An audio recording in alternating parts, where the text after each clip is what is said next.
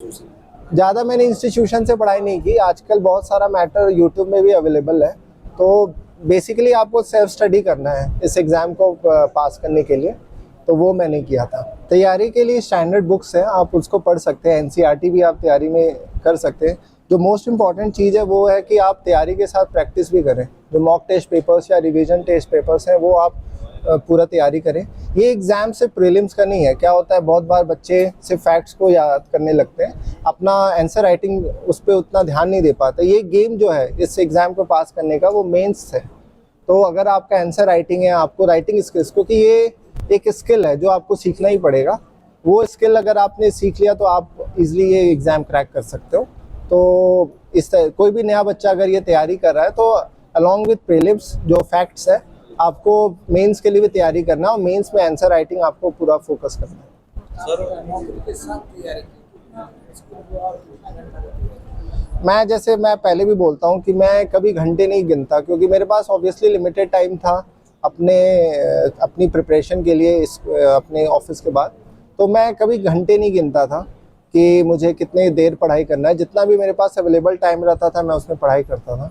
In fact इसके लिए मैं अपने पेरेंट्स और अपनी वाइफ का बड़ा थैंकफुल हूँ, क्योंकि उन्होंने मुझे बहुत सपोर्ट किया है और शायद उनके सपोर्ट के कारण ही मैं ये एग्ज़ाम क्रैक कर पाया। सर एक बात बताएं, आप इस स्कूल के गलियारे से अभी आप आए, कभी टीचर से डांट सुना होगा, आज आपका वेलकम हो रहा है, कैसा आपको लग रहा है जब आप स्कूल के अंदर एंटर किए ये मतलब सफलता पाने के बाद? अच्छा लग रहा है, but at the same time मुझे ये भी याद है कि ये सारे मोमेंट्स आपको और हम्बल बनाने के लिए हैं, क्योंकि जो आपको काम मिलने वाला है वो बहुत बड़ा है। आप अगर इन सब चीज़ों से आप थोड़ा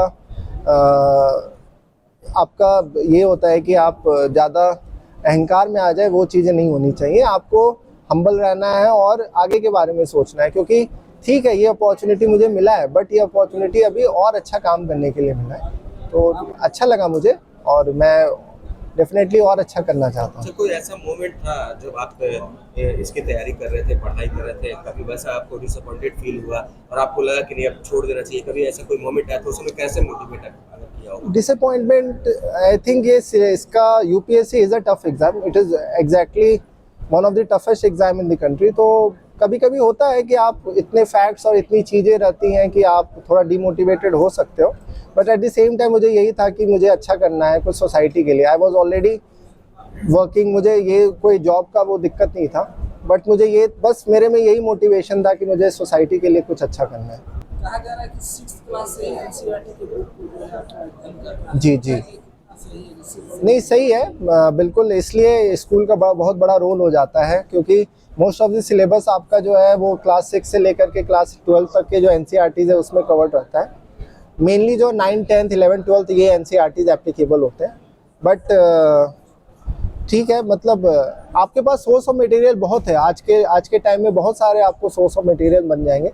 आपको ये देखना है कि क्या पढ़ना है क्या नहीं पढ़ना है, तो आपको बहुत अच्छे से फिल्टर करना है। बहुत बार क्या होता है कि आप बहुत सारा रिसोर्स ले लेते हैं बट उसकी तैयारी नहीं कर पाते।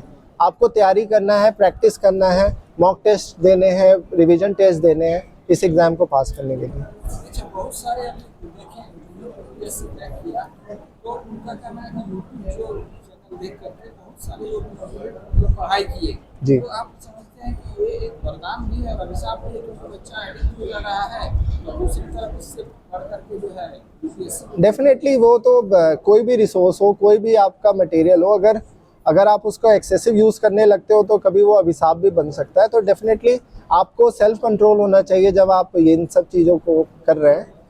लेकिन मैं एट द सेम टाइम ये भी जानता हूँ कि यूट्यूब से या फिर किसी भी अदर जो सोर्सेज है वो ये अपॉर्चुनिटी ज़रूर प्रोवाइड किया है कि आज इंडिया के गांव, मतलब कोई भी गांव हो या कोई भी शहर हो, वहाँ पे भी लोग तैयारी कर सकते हैं। तो आप इसको यूज़ करिए, but at the same time self control भी रखिए कि आप उसमें क्लिक बिट्स या फिर उस तरीके से आप रील्स पे ज़्यादा ध्यान ना दें।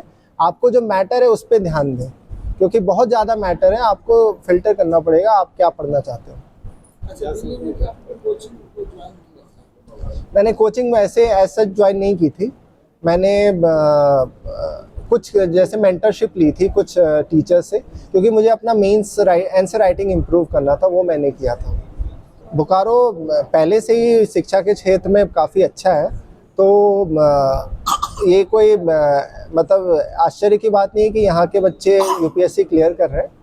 आई थिंक बस यही है कि आप कहीं पर भी रहें, आपको मोटिवेटेड होकर डेडिकेटेड रह के काम करना है, पढ़ाई करनी है, ताकि आप एग्ज़ाम क्लियर कर पाएँ। अधिकारी बन के मेरा बस यही रहेगा कि मैं क्या हेल्प कर सकता हूँ विद इन द रूल्स, जो rules and regulations of the government है उसके अंदर मैं रह के कितना हेल्प कर सकता हूँ सोसाइटी के लिए, वो मैं करूँगा।